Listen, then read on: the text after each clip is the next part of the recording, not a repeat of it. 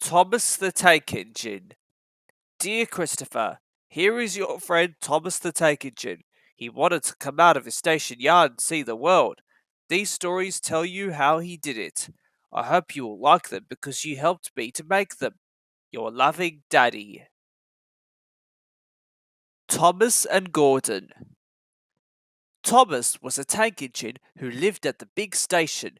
He had 6 more wheels, a short stumpy funnel, a short stumpy boiler, and a short stumpy dome.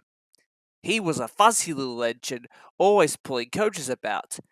He pulled them to the station, ready for the big engines to take out on long journeys, and when trains come in and the people had got out, he would pull the empty coaches away so that the big engines could go and rest.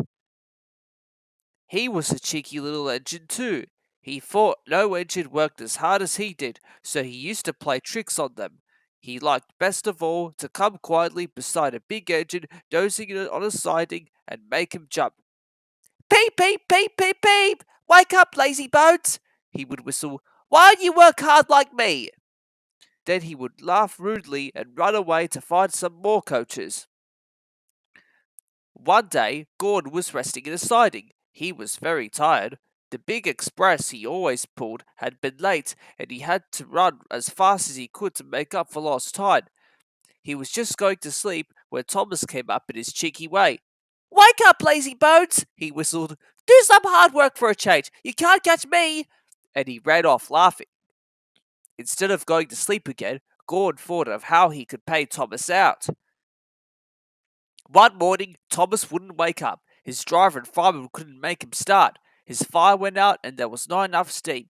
It was nearly time for the express. The people were waiting, but the coaches weren't ready. At last, Thomas started. Oh dear, he yawned.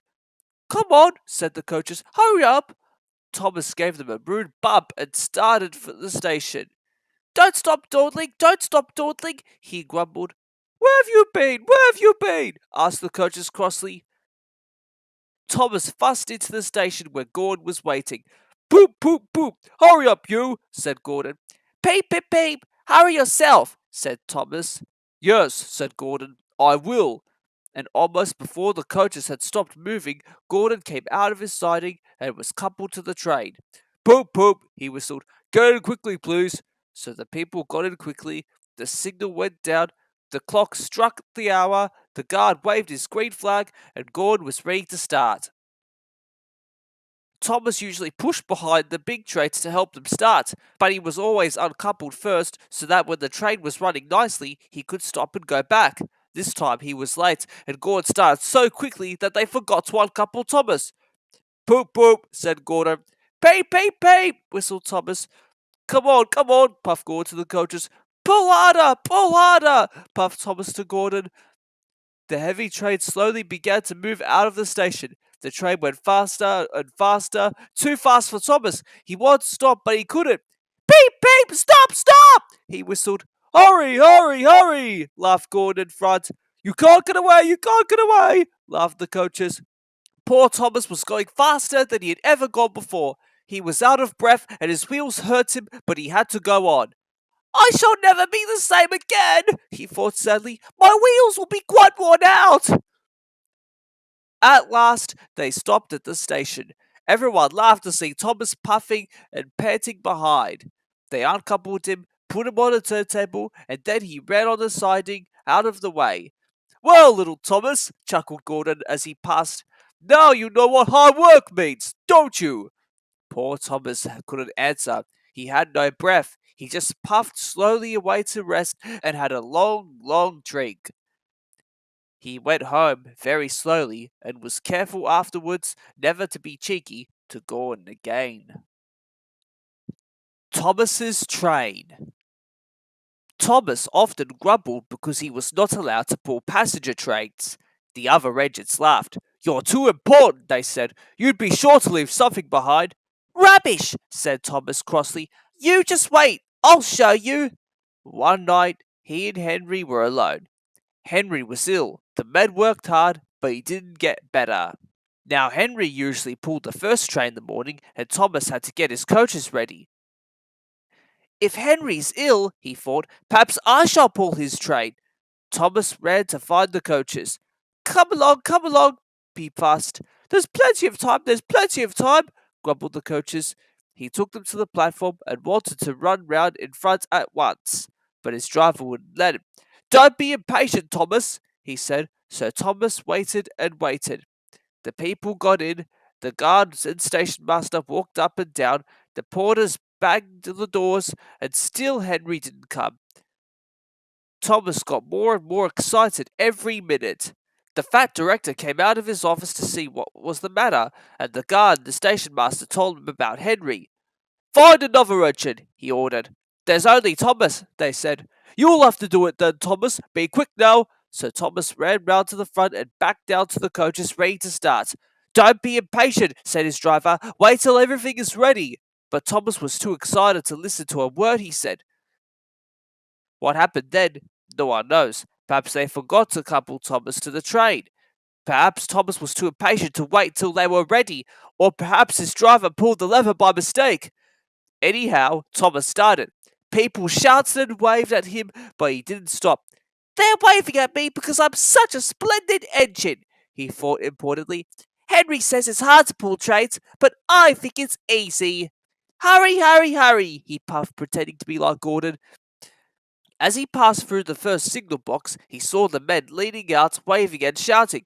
They're pleased to see me, he thought. They've never seen me pulling a train before.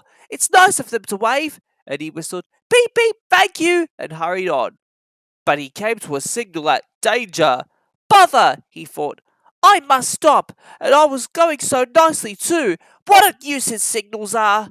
And he blew an angry beep, beep on his whistle. One of the signalmen ran up. Hello, Thomas, he said. What are you doing here? I'm pulling a train, said Thomas proudly. Can't you see? Where are your coaches, then? Thomas looked back. Why, bless me, he said, if we hadn't left them behind. Yes, said the signalman, you better go back quickly and fetch them. Poor Thomas was so sad he nearly cried. Cheer up, said his driver. Let's go back quickly and try again. At the station, all the passengers were talking at once. They were telling the fat director, the station master, and the guard what a bad railway it was. But when Thomas came back, and they saw how sad he was, they couldn't be cross, so they coupled him to the train, and this time he really pulled it. But for a long time afterwards, the other engines laughed at Thomas and said, Look, there's Thomas, who wanted to pull a train, but forgot about the coaches. Thomas and the trucks. Thomas used to grumble in the shed at night. I'm tired of pulling coaches. I want to see the world. The others didn't take much notice, for Thomas was a little engine with a long tongue. But one night, Edward came to the shed. He was a kind little engine and felt sorry for Thomas. I've got some trucks to take home tomorrow, he told him. If you take them instead, I'll push coaches in the yard. Thank you, said Thomas. That will be nice. So they asked the drivers next morning, and when they said yes, Thomas ran happily to find the trucks. Now, trucks are silly and noisy. They talk a lot and don't attend to what they are doing. They don't listen to their engine, and when he stops, they bump into each other, screaming, Oh, oh, oh, oh, whatever is happening? And I'm sorry to say that they played tricks on an engine who was not used to them. Edward knew all about trucks. He warned Thomas to be careful, but Thomas was too excited to listen. The shunter fastened the coupling, and when the signal dropped, Thomas was ready. The guard blew his whistle. Peep, peep, answered Thomas, and started off, but the trucks weren't ready. Oh, oh, oh, oh, they screamed as their couplings tightened. Wait, Thomas, wait! But Thomas wouldn't wait. Come on, he puffed to the trucks, grumbling slowly and out of the siding onto the main line. Thomas was happy. Come along, he puffed. All right, don't fuss, grumbled the trucks. They clattered through stations and rumbled over bridges. Thomas whistled, peep, peep, and they rushed through the tunnel in which Henry had been shut up. Then they came to the top of the hill where Gordon had stuck. Steady now, steady, warned the driver, and he shut off steam and began to put on the brakes. We're stopping, called Thomas. No, answered the trucks, bumping into each other. Go on, go on! And before his driver could stop them, they had pushed Thomas down the hill and were rattling and laughing behind him. Poor Thomas tried hard to stop them from making him go too fast. Stop pushing! Stop pushing! He hissed, but the trucks would not stop. Go on, go on! They giggled in their silly way. He was glad when they got to the bottom. Then he saw in front of the place where they had to stop. Oh dear, what shall I do? They rattled through the station, and luckily the line was clear as they swerved into the goods yard. Oh! Groaned Thomas as his brakes held fast and he skidded along the rails. I must stop! And he shut his eyes tight. When he opened them, he saw he had stopped just in front of the buffers, and there watching him was the fat director. What are you doing here, Thomas? He asked sternly. I've brought Edward's trucks, Thomas answered. Why did you come so fast? I didn't mean to. I was pushed, said Thomas sadly. Haven't you pulled trucks before? No. Then you've a lot to learn about trucks, little Thomas. They are silly things and must be kept in their place. After pushing them about here for a few weeks, you'll know almost as much about them as Edward. Then you'll be a really useful engine. Thomas and the Breakdown Train. Every day, the fat director came to the station to catch his train, and he always said, Hello, to Thomas. There were lots of trucks in the yard. Different ones came in every day, and Thomas had to push and pull them into their right places. He worked hard. He knew now that he wasn't so clever as he had thought. Besides, the fat director had been kind to him, and he wanted to learn all about trucks so as to be a really useful engine. But on a siding by themselves were some trucks that Thomas was told he mustn't touch. There was a small coach, some flat trucks, and two queer things his driver called cranes. That's the breakdown train, he said. When there's an accident, the workmen get into the coach and the engine takes them quickly to help the hurt people and to clear and mend the line. The cranes are for lifting heavy things like engines and coaches and trucks. One day, Thomas was in the yard when he heard an engine whistling, Help! Help! And a goods train came rushing through too fast. The engine, a new one called James, was frightened. His brake blocks were on fire, and smoke and sparks steamed out on each side. They're pushing me! They're pushing me! He panted. On! Laughed the trucks, and still whistling, Help! Help! Poor James disappeared under a bridge. I like to teach those trucks a lesson, said Thomas the Tank Engine. Presently, a bell rang in the signal box, and a man came running. James is off the line! The breakdown train, quickly! He shouted.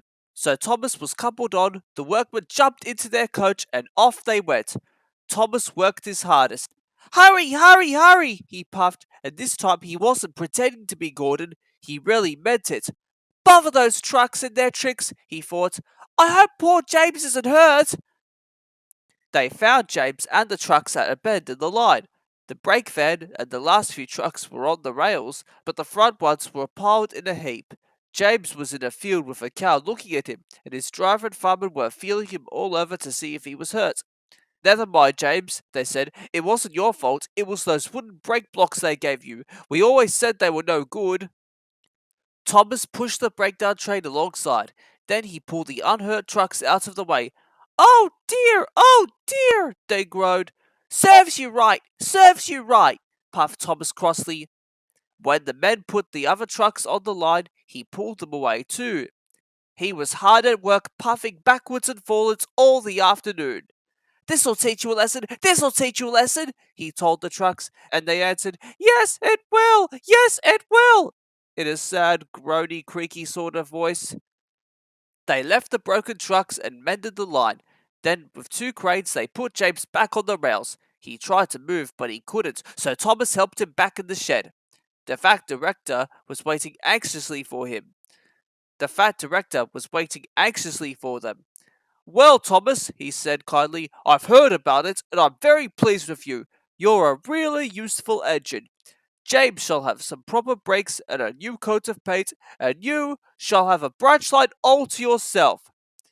Oh, sir, said Thomas happily. Now Thomas is as happy as could be. He has a branch line all to himself and puffs proudly backwards and forwards with two coaches all day. He is never lonely because there is always some engine to talk to at the junction. Edward and Henry stop quite often and tell him the news. Gordon is always in a hurry and does not stop, but he never forgets to say poop poop to little Thomas, and Thomas always whistles peep peep in return.